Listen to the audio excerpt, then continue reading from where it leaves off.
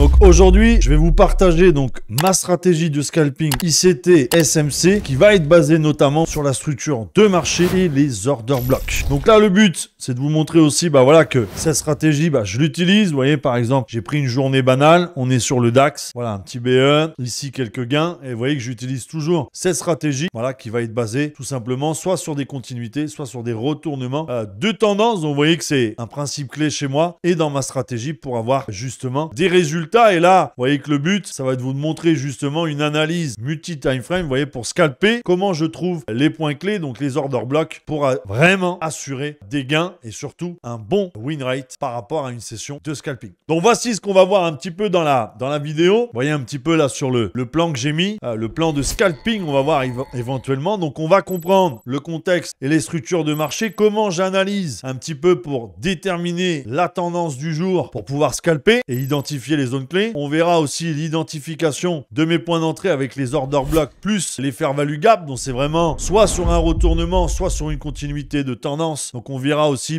les BOS ou pour les continuités ou le choc MSS pour le retournement. Ensuite, on verra comment gérer son trade, donc avec le ratio, le fameux risque-récompense, comment le positionner avec un take profit, un stop loss évidemment et surtout la gestion. C'est vraiment le but et de backtester la stratégie sur les graphiques. Donc vous voyez que pour mon plan, ce qu'on a vu tout à l'heure, c'est mon analyse de ce que je vais faire, ça va être H1, 15 minutes, 3 minutes. Ok, donc H1, M15, c'est pour voir la tendance, puisque je rappelle, c'est du scalping, donc c'est quelque chose de très court et de très rapide. Donc court en nombre de pims, court aussi par rapport au ratio, et rapide, puisque le but n'est pas de rester, à part si vous faites de l'intra-scalp, là c'est complètement différent, mais le pur scalping, c'est vraiment, on reste pas longtemps. Donc on va voir un petit peu ça, et le but surtout, voilà, c'est bien identifier, voilà, 15 minutes H1, qu'on est bien dans une tendance haussière ou une tendance baissière. Ensuite, on va voir un petit peu l'identification, voilà, des order blocks. Donc un order block, c'est tout simplement, on va dire, un moment où les institutions se placent avant un mouvement d'impulsion à la hausse ou un mouvement d'impulsion à la baisse qui va provoquer un déséquilibre. Donc souvent, c'est la dernière bougie opposée à forcément l'impulsion. Donc la dernière bougie haussière pour un order block baissier et la dernière bougie baissière pour un order block haussier. On va aller voir tout ça après sur les graphiques. Et vous voyez que ce que je vais aussi utiliser, c'est soit rentrer, vous voyez, sur des OB qui sont dans un break of structure, donc dans une continuité haussière, ou break of structure dans une continuité baissière, ou alors je vais carrément utiliser les chocs MSS pour avoir mon retournement de tendance et aller rentrer sur un OB qui va se trouver à ce niveau, parce que c'est souvent un point clé. Quand je rentre, c'est souvent, comme je vous l'ai dit, soit sur un break of structure, soit sur un MSS choc, qui est tout simplement la cassure et le retournement en cours d'une tendance baissière vers une tendance haussière ou d'une tendance baissière, d'accord, vers une tendance haussière ou d'une tendance haussière vers une tendance baissière. Voilà, c'est vraiment les points que je vais rassembler dans la phase 1 pour faire mon analyse et tout simplement trouver l'entrée de ma position. Donc là, on part pour un backtesting à la baisse. Donc là, qu'est-ce qu'on remarque? Déjà, on est en H1, comme on a tout à l'heure dit, et on va repérer ici qu'on est dans une tendance baissière, ok? Donc là, on est full dans une tendance baissière, vous voyez, avec des BOS et une continuité baissière. Qu'est-ce qu'on peut remarquer ici? Qu'on a tout simplement à ce niveau, on a un OB,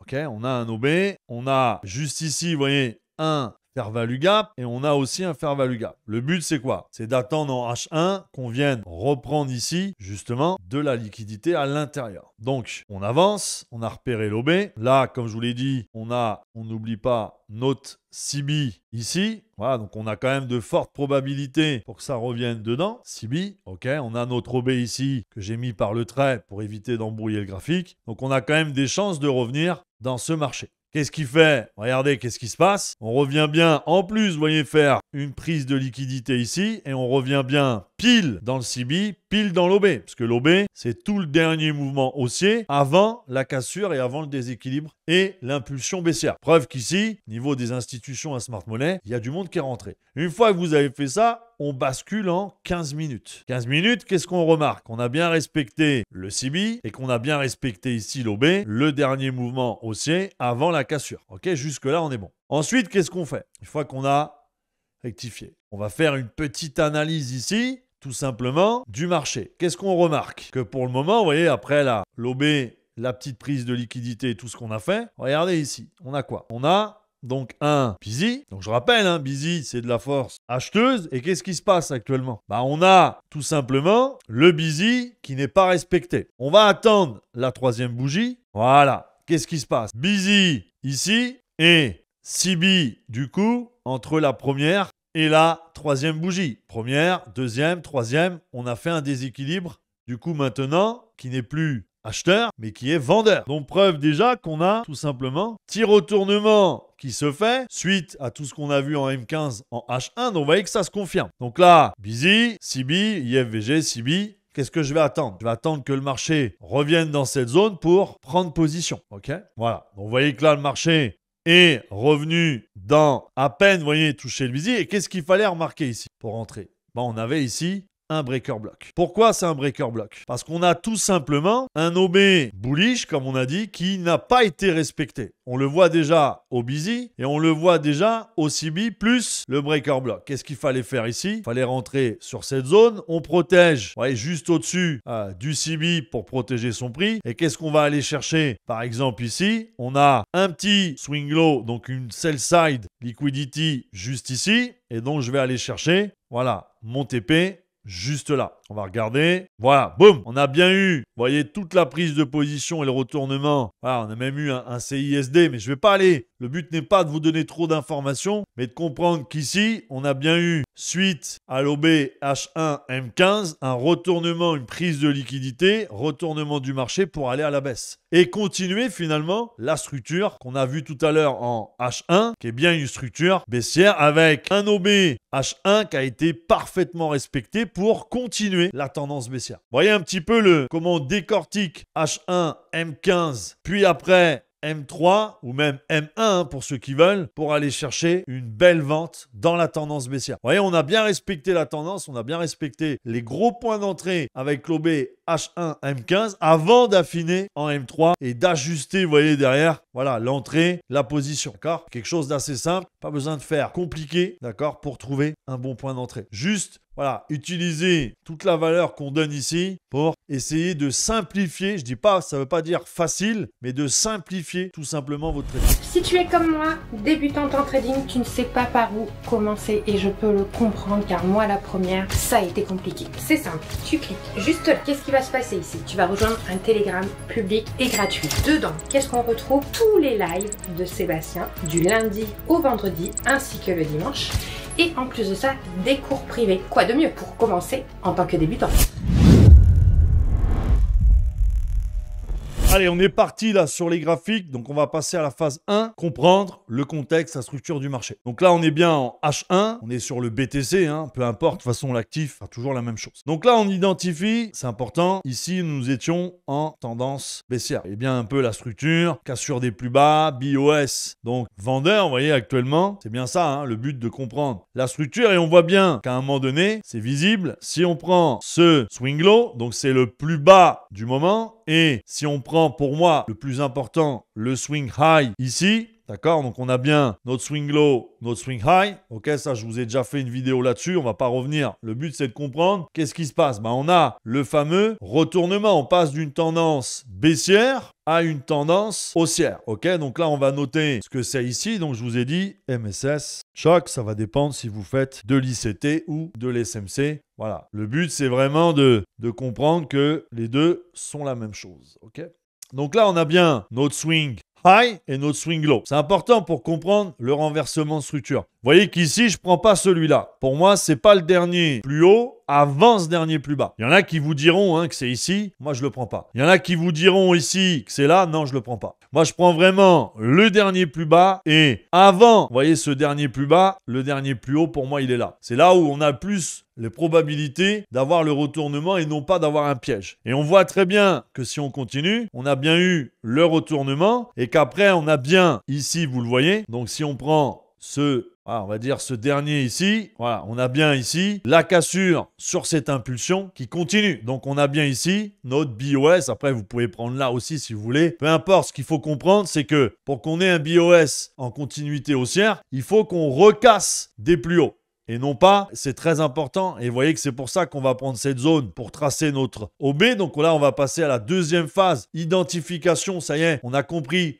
la structure, on a compris le retournement. Maintenant, on va choper. Voilà, et je dis bien, c'est en H1. On va choper l'OB. L'OB, il est ici. OK? Donc, vous voyez que l'OB, il est pris précisément au moment... En plus du BOS, au moment de l'OB, on l'a dit tout à l'heure, c'est un mouvement institutionnel. C'est un mouvement de la smart money. Et on voit très bien ici, boum, l'impulsion haussière. Donc là, ici, on va noter notre OB bullish, que comme je vous l'ai dit, là, ça y est, on a compris le retournement. Donc on est bien passé en tendance haussière. Et ici, on a créé tout simplement le fameux fair value gap. Et c'est un busy. Donc ici, on va mettre FVG. Busy, je vous donne aussi le petit tips pour se rappeler un fair value gap haussier, donc un busy buy, ça commence par la même lettre. CB, donc un fair value gap baissier, ça sera sell, CB, sell. Comme ça, vous pouvez vous rappeler un petit peu la différence des deux. Une fois qu'on a fait ça, on a fait ça en H1 pour avoir le plus de probabilité que l'OB réagisse avec tout le mouvement derrière. Et on va attendre le fameux retracement. Là, on va passer en M15. M15, ça va être pour le suivi. Et ensuite, on passera en M3 pour tout simplement rentrer. Donc là, on va attendre, vous voyez, que le mouvement commence à corriger et commence à casser les plus bas. Donc, vous voyez, le but, c'est qu'on casse ici. Voilà, ça y est, commence à casser le plus bas. On arrive notamment, vous voyez, ici dans le busy. Donc, on voit bien la cassure. Ça y est, on voit bien le mouvement aussi. Et ce qu'on va faire après, d'accord ?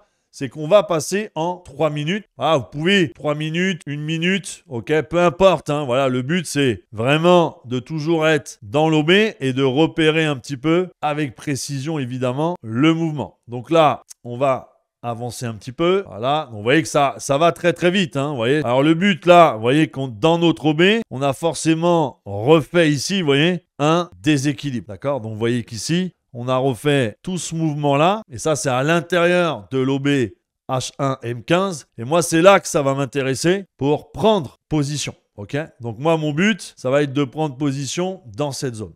Donc là, on va continuer, voilà, à descendre tranquillement. Voilà. Donc vous voyez, là, on arrive vraiment. Vous voyez, on touche le haut. Après, le but, comme je vous l'ai dit, vous mettez ensuite en 1 minute. Et on voit très bien. Vous voyez ici, justement, la dernière bougie, OK, qui a fait... Donc forcément, si on zoome, on a ici encore, vous voyez, l'OB dans l'OB, mais vous voyez, si vous voulez rentrer en précision avec le scalping, c'est comme ça qu'il faut faire. On a notre OB et ici, on a tout simplement notre déséquilibre. OK, donc vous voyez que là, si on zoome bien, on a la dernière bougie vendeuse avant l'impulsion et ce qu'il va falloir faire ici pour avoir une belle probabilité, on attend la prise de liquidité, on rentre ici, vous voyez que moi, derrière, là, on arrive dans la gestion entrée de position. Moi, derrière, qu'est-ce que je vais faire? Je vais mettre, vous voyez, mon SL derrière les plus bas. Voilà, c'est le but. Et après, pour avoir un beau ratio, vous voyez, ce qui serait bien, c'est d'aller chercher ici ce niveau. Voilà, donc là, je vais mettre ça en TP. Voilà, comme je vous l'ai dit, hein, le scalping, c'est très rapide. Après, ça peut durer quelques minutes. Il ne faut pas non plus que ça dure une demi-heure. Sinon, vous n'êtes plus du tout. Voilà. Donc, vous voyez comment on gère son stop derrière les plus bas. On met son entrée sur l'OB et le fair value gap. C'est le dernier mouvement, vous voyez, baissier juste avant. Et si on revient en M15, on est M15, M30 à l'intérieur de l'OB qu'on a tracé. Mais là, c'est vraiment pour choper la précision de votre trade. Donc, vous voyez que là, on est pile dedans. Et ensuite, quand ça part, voilà, ça va partir et aller chercher, voilà. Là, on a touché le TP, OK? Donc, vous voyez que c'est ça le but. C'est vraiment d'apporter des probabilités. Alors oui, le trade, il a duré peut-être quelques minutes. Vous voyez, ça a dû durer, on va regarder, entre la prise de position et le TP. Ça, TP ici. Voilà, ça a duré, vous voyez, 19 minutes. On est à la limite, vous voyez, entre le scalp et l'intrascalp. Si on avait voulu vraiment faire un scalp très court, on aurait dû aller là. Voilà, vous voyez, sur ce plus haut, on prenait ce plus haut, ça faisait un ratio de 1,72. Comme je le rappelle, une séance de scalping, c'est quoi le but? C'est d'avoir le plus de probabilité possible. Donc, cette vidéo ne constitue pas un conseil financier. Je partage uniquement ma propre stratégie, sans copy trading, puisque le trading, vous le savez, ça comporte des risques élevés. Donc, on va pas forcément regarder que des RR de 2, de 3 en scalping, c'est pas l'intérêt. Le but, c'est d'associer plusieurs trades et d'aller choper justement, voilà, au bout d'une séance peut-être de 30 minutes, 1 heure de scalping, d'additionner les gains et d'aller chercher donc un bon ratio et en même temps un bon win rate. C'est surtout ça qui est important. Voilà, c'est-à-dire, comme je vous l'ai déjà dit, 50-60% de win rate avec qu'un ratio de 1 pour 2, on est correct, on est rentable. C'est ça qui est important. Après, vous voyez que des fois, placer le stop, des fois on peut faire plus court. On peut prendre un peu plus de risques. Vous voyez, mettre le stop juste en dessous de l'OB et surtout du fair value gap. Vous voyez que tout de suite on gagne en ratio. Mais là, il faut prendre la sécurité. Vous voyez qu'on vient de taper. Donc vous voyez ici l'OB. Voilà, donc le but c'est apporter de la probabilité et d'aller très très vite dans vos trades. Ok? Donc vous voyez que là, un trade très court, très correct en scalp. Et là, on serait plus pour aller chercher le haut. Là, ici, on serait plus dans, on va dire, l'intra-scalp. Mais vous voyez qu'on a bien décortiqué H1, M15, M3 pour vraiment rentrer, vous voyez, dans le contexte. Et donc, si vous voulez aller plus loin et rejoindre la communauté Impact Trading pour avoir plus d'analyse, plus de live, des cours privés, ça va être simple. Vous voyez, on est dans la description de la vidéo et juste ici, c'est marqué pour avoir accès à mes live trading, rejoindre la communauté. Vous cliquez sur le lien, ça va directement vous envoyer sur le Telegram public et gratuit, déjà depuis plus de 2 ans, et vous allez mettre les notifications et comme ça, vous êtes avec nous la prochaine fois. Vous recevez toutes les infos et en plus de ça, n'oubliez pas, avant de tester une stratégie en réel, on va toujours d'abord avec un compte de démonstration.